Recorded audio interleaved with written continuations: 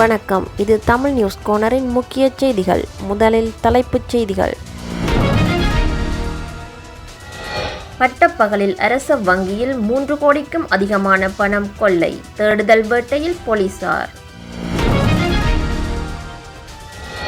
11 வயது பிக்கு தொடர் பாலியல் துஷ்பிரயோகம். இலங்கையில் மற்றுமொரு தேரரின் திருவிளையாடல் அம்பலம்.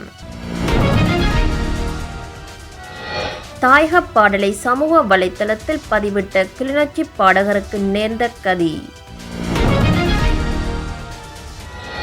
எரிபொருள் விலையில் அதிகரிப்பு காரணத்தை அம்பலப்படுத்திய நாமல். அமெரிக்காவுடன் பேச்சுவார்த்தை நடத்த தயாராகும் முஸ்தபா கமேனி. ட்ரம்ப் திட்டவட்டம். இதுபோன்ற தொடர்ச்சியான செய்தி அறிவிப்புகளை உடனுக்குடன் பெற்றுக்கொள்ள மறக்காமல் நமது தமிழ் நியூஸ் கோனர் சேனலை சப்ஸ்கிரைப் செய்து இணைந்திருங்கள். தொடர்பான விரிவான செய்திகள். கொரோனையில் உள்ள அரச வங்கி ஏடிஎம் இயந்திரத்தில் வைப்பதற்காக கொண்டுவரப்பட்ட 3 கோடி ரூபாய்க்கும் அதிக பணம் அடங்கிய பணப்பையை நபர் ஒருவர் கொள்ளையடித்து தப்பியோடியுள்ளார். வங்கியின் பாதுகாப்பு மற்றும் பண பரிமாற்ற நடவடிக்கைகள் இடம்பெற்று கொண்டிருந்த வேளையிலேயே இந்த திருட்டுச் சம்பவம் இடம்பெற்றுள்ளதாக முதற்கட்ட விசாரணைகளில் இருந்து தெரியவந்துள்ளது. வங்கி ஊழியர் ஒருவர் 2 பணப்பைகளை எடுத்துக்கொண்டு வங்கியின் பின்புற கதவு வழியாக உள்ளே சென்றபோது அங்கு வந்த நபர் ஒருவர் பணப்பைகளை வலுக்கட்டாயமாக பறித்து கொண்டு தப்பிச் சென்றுள்ளதாக தெரிவிக்கப்படுகிறது. பணத்தை திருடிய நபர் குறித்து இதுவரை எந்த தகவலும் வெளியாகவில்லை என்று தெரியவந்துள்ளது. சம்பவம் தொடர்பில் சந்தேக நபர்களை கைது செய்வதற்கான தீவிர விசாரணைகளை கொரோனா போலீசார் ஆரம்பித்துள்ளனர். அம்பாறை விகாரை ஒன்றில் 14 வயதுடைய இளம் பௌத்த பிக்குவை தொடர்ச்சியாக பாலியல் துஷ்பிரயோகத்திற்கு உட்படுத்திவிட்டு தலைமறைவாகியிருந்த 41 வயதுடைய பௌத்த தேரரை மத்திய முகாம் போலீசார் கைது செய்துள்ளனர். இச்சம்பவம் செவ்வாய்க்கிழமை மாலை வெளிச்சத்திற்கு வந்துள்ளது. அம்பாறை மத்திய முகாம் போலீஸ் பிரிவிற்குட்பட்ட சுவந்தகம பகுதியில் அமைந்துள்ள விகாரை ஒன்றிலேயே இந்த சம்பவம் இடம்பெற்றுள்ளது. குறித்த விகாரையில் தங்கியிருந்த 5 இளம் பிக்குகளில் 3 அண்மையில் விகாரையை விட்டு தப்பியோடியுள்ளனர். சம்பவம் தொடர்பில் பிரதேச மக்கள் விகாரையை முற்றுகையிட்டு ஆர்ப்பாட்டம் ஒன்றினை மேற்கொள்ள தயாரான போதே தேரரின் துஷ்பிரயோக விபரம் அம்பலமாகியுள்ளது. இதனைத் தொடர்ந்து விகாரையில் எஞ்சியிருந்த 2 இளம் பிக்குகளை வாக்குமூலம் பெறுவதற்காக போலீசார் அழைத்துச் சென்றனர். இதனை அறிந்த சந்தேக நபரான 41 வயதுடைய பௌத்த தேரர் தீகவாவி பிரதேசத்திற்கு தப்பியோடி தலைமறைவாகியிருந்தார்.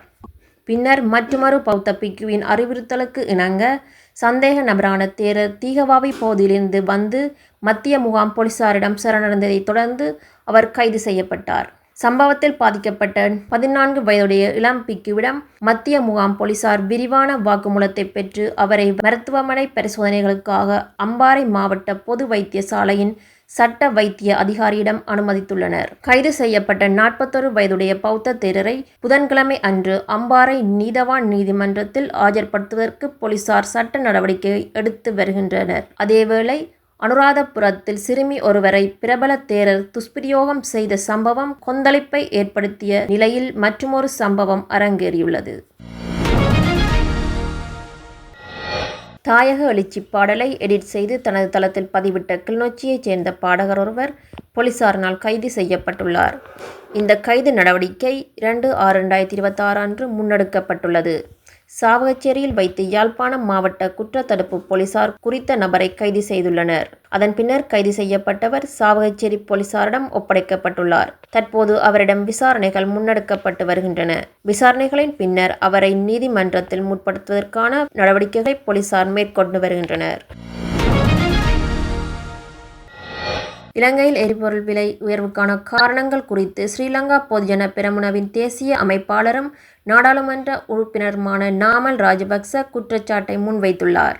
அதன்படி நிலக்கரி இறக்குமதி மற்றும் மின் உற்பத்தியில் இடம்பெற்றுள்ள ஊழல், முறைகேடுகள் மற்றும் முறையற்ற நிர்வாகமே இந்த விலை உயர்வுக்கான நேரடி காரணம் என அவர் மேலும் சுட்டிக்காட்டினார். இங்கு அவர் மேலும் தெரிவிக்கையில், தரம் குறைந்த நிலக்கரி இறக்குமதி காரணமாக மின் உற்பத்திக்காக நாளொன்றுக்கு மேலதிகமாக 7 லட்சம் முதல் 8 லட்சம் லிட்டர் பெட்ரோலை பயன்படுத்த வேண்டிய நிலை ஏற்பட்டுள்ளது. அரசாங்கத்தின் இந்த தவறுக்கான சுமையை எரிபொருள் விலை உயர்வு மூலம் பொதுமக்கள் மீது அரசாங்கம் சுமத்துகின்றது. மாகாண சபைகளின் அதிகாரம் மற்றும் நிதி முகாமைத்துவம் ஆகியவை ஜனாதிபதியால் நியமிக்கப்பட்ட அரசியல் பிரதிநிதிகள் வசம் ஒப்படைக்கப்பட்டுள்ளது. அதற்கு பதிலாக தேர்தலை நடத்தி மக்களால் தெரிவு செய்யப்பட்ட பிரதிநிதிகளிடம் அதிகாரங்களை வழங்குவதே சிறந்தது.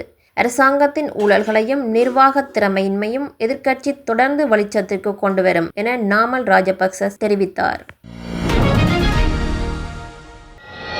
மத்திய கிழக்கின் இராணுவ நிலைமை குறித்து அமெரிக்காவுடன் விவாதிக்க ஈரான் உச்ச தலைவர் மொஜ்தபா கமேனி தயாராக இருப்பதாக அமெரிக்க ஜனாதிபதி டொனால்ட் ட்ரம்ப் தெரிவித்துள்ளார். சமூக வலைதளம் ஒன்றில் ஒளிபரப்பப்பட்ட நேர்காணலில் அணு ஆயுதங்களை வைத்திருக்கவோ அல்லது புதிய அணு ஆயுதங்களை உருவாக்கவோ கூடாது என்பதற்கு ஈரான் ஒப்புக்கொண்டுள்ளதாக ட்ரம்ப் மேலும் தெரிவித்துள்ளார்.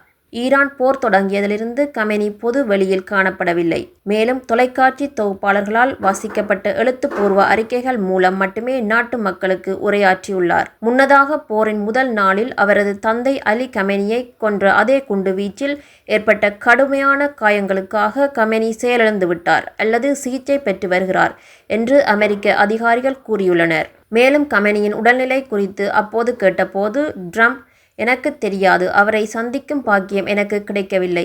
அவர் சொல்லும் கதைகளை நீங்கள் நம்பினால் அவர் பல விடயங்களை தவறவிடுகிறார். நான் அவரை சந்திக்க விரும்புகிறேன். நான் எல்லோரையும் சந்திக்க விரும்புகிறேன். எல்லாம் எப்படி அமைகிறது என்பதை பொறுத்து நாங்கள் ஒரு கட்டத்தில் சந்திக்க கூடும் என்று பதிலளித்துள்ளார். இத்துடன் தமிழ் நியூஸ் கோனரின் செய்திகள் நிறைவு பெற்றன. இதுபோன்ற தொடர்ச்சியான செய்தி அறிவிப்புகளை உடனுக்குடன் பெற்றுக்கொள்ள மறக்காமல் நமது தமிழ் நியூஸ் கோனர் சேனலை சப்ஸ்கிரைப் செய்து இணைந்திருங்கள். நன்றி.